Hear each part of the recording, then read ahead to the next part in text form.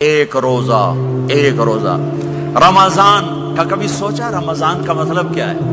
رمضان کو رمضان کیوں کہتے ہیں؟ اللہ نے 11 مہینوں کے نام عربوں سے رکھوائے اور روزے کے مہینے کا نام خود رکھا قرآن میں، شہر رمضان الذی انزل فیہ القرآن۔ محرم، صفر، ربیع الاول، ربیع الثانی، جمادی الاولی، جمادی الثانی، رجب، شعبان، شوال، قاعدہ، ذوالحج، یہ عربوں نے نام رکھا اور رمضان پہلے سے رکھا جا چکا تھا، عربوں سے رکھوایا۔ رمضان کے لفظ اور روزے میں کیا جوڑ ہے؟ رمضان کہتے ہیں جل جانا، جل جانا، جل جانا۔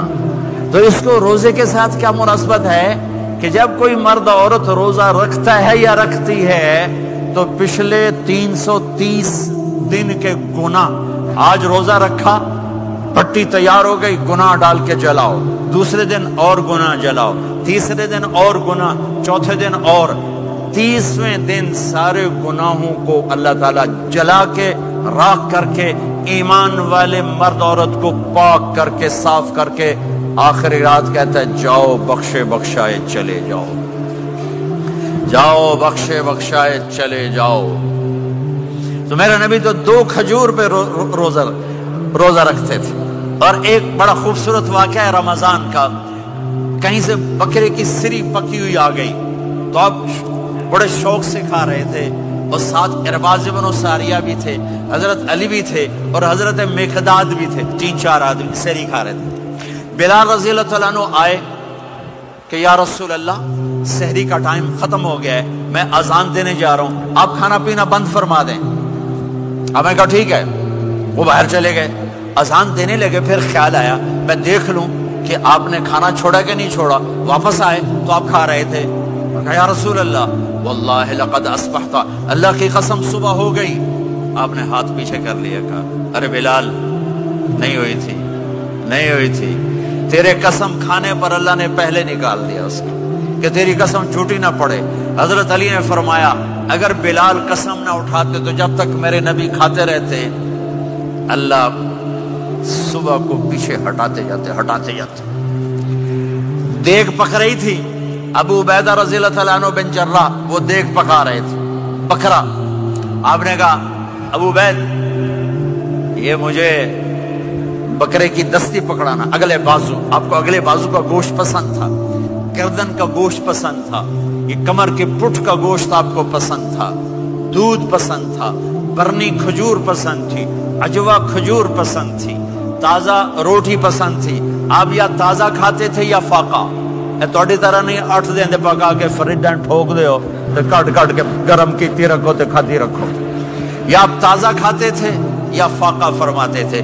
ایک دفعہ فتح مکہ پر ام ہانی کے گھر آپ نے باسی روٹی کھائی، ورنہ آپ نے ہمیشہ تازہ یا فاقہ، یا تازہ یا فاقہ۔ کبھی جس کھانے پہ رات گزر جاتی اسے نہیں کھاتے تھے، تسی ماشاءاللہ 8 راتوں جو کھدی جاندے ہو۔ ہاں،